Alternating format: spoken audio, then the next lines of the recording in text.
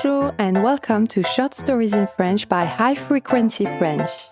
To download the transcript to this episode, head to patreon.com/shortstoriesinfrench by HFF. Read along whilst you listen and see the English translation. There are also questionnaires and bonus learning materials. Let's begin! Paris underwater. Paris sous l'eau.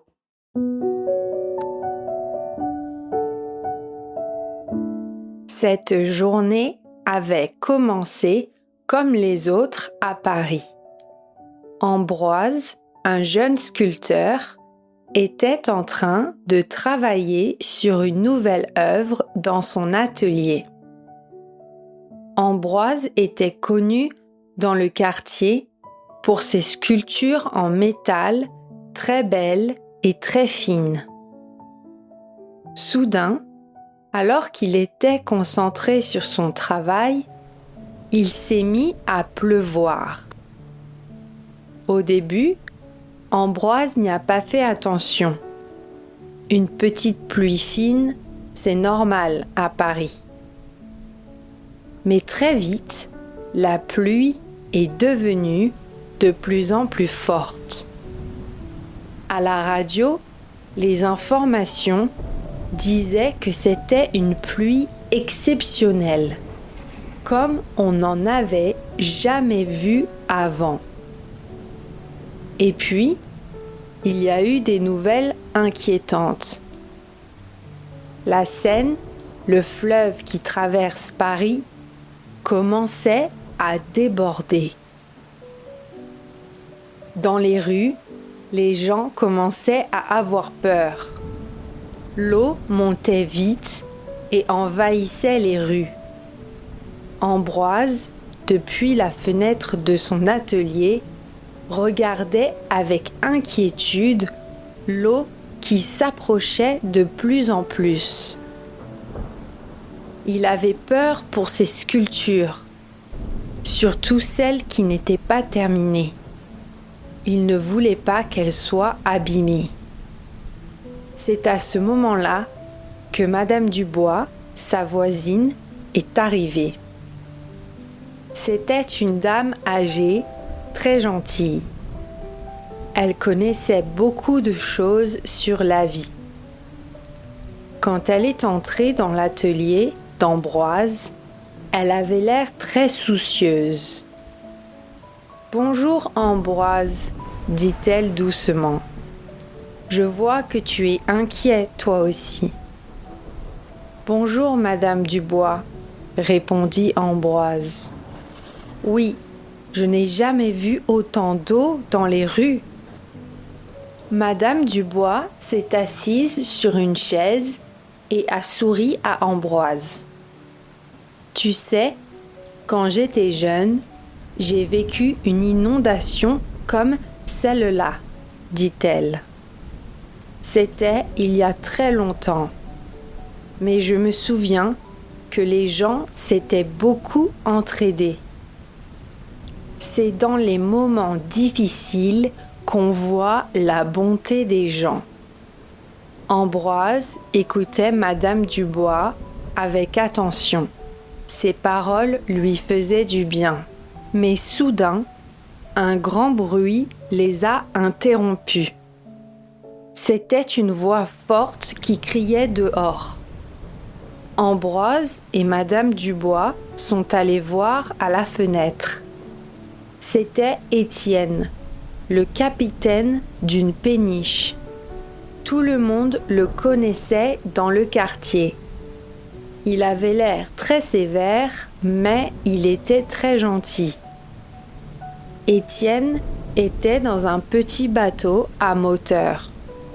Il criait pour que les gens l'entendent. « Ohé, si quelqu'un est coincé par l'eau, montez dans mon bateau. Je vous emmène dans un endroit sûr, » a dit Étienne. Ambroise et Madame Dubois se sont regardés. Ils ont décidé de monter dans le bateau d'Étienne. D'autres voisins les ont rejoints. Tout le monde voulait échapper à l'eau qui continuait de monter. Étienne a démarré son bateau et a commencé à naviguer dans les rues inondées. C'était très étrange. On aurait dit un labyrinthe d'eau. Les monuments de Paris étaient à moitié sous l'eau.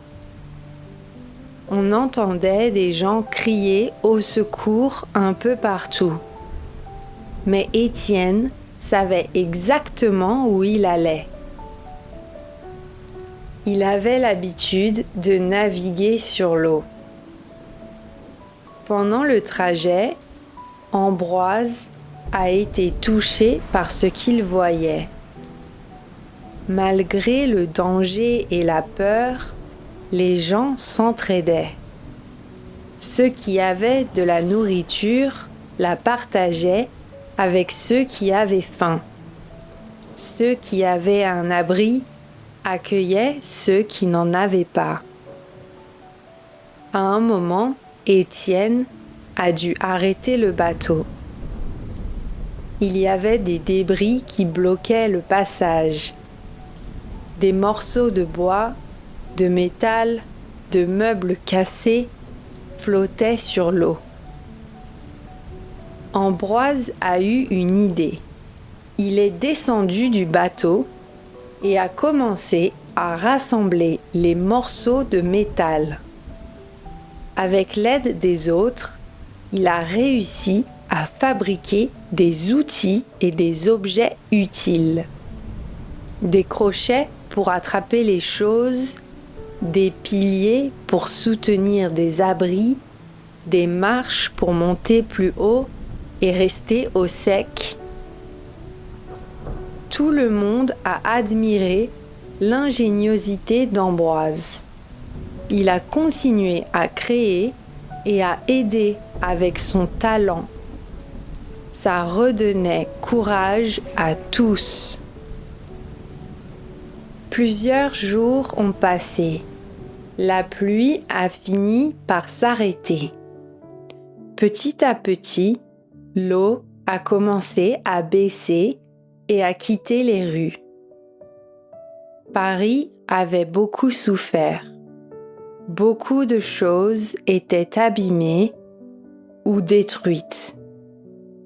Mais les Parisiens n'ont pas baissé les bras. Ils ont commencé à nettoyer, à réparer et à reconstruire. Ambroise est retourné à son atelier. Il y avait beaucoup de dégâts, mais il s'est mis au travail. Il a trié ce qui pouvait être sauvé et ce qui était perdu. Et il a commencé à reconstruire ses sculptures une par une. Sa détermination a inspiré les autres. Ils se sont dit que si Ambroise pouvait le faire, eux aussi pouvaient se relever. Avec l'aide de ses voisins, Ambroise a eu une idée. Ils ont rassemblé tous les morceaux de métal qu'ils ont pu trouver, ceux qui avaient été abîmés par l'eau, et ensemble, ils ont créé des sculptures. Ils les ont installées dans les rues, sur les places et dans les parcs. Ces sculptures sont devenues le symbole de l'esprit de Paris. Elles montraient la force des gens et leur capacité à s'unir et à s'entraider. Petit à petit, la ville a repris son cours normal. Les maisons ont été réparées, les magasins ont rouvert, les rues ont retrouvé leur animation habituelle. Mais quelque chose avait changé. Les gens se souriaient plus et se parlaient plus. Ils avaient vécu quelque chose d'intense ensemble et ça les avait rapprochés. Ambroise a fini par réparer complètement son atelier. Et bientôt, on a pu entendre à nouveau le bruit de son marteau. C'était un son rassurant, un son qui disait que la vie continuait.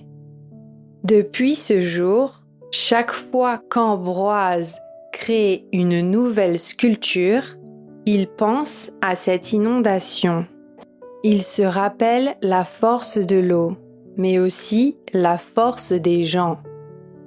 Parce qu'il sait maintenant que l'art n'est pas seulement une question de beauté, c'est aussi une façon de rassembler les gens, de leur donner de l'espoir et du courage, comme les Parisiens l'ont fait pendant la grande inondation. Thanks for listening, and if you enjoyed it, please leave a review on Spotify or Apple Podcasts. Au revoir.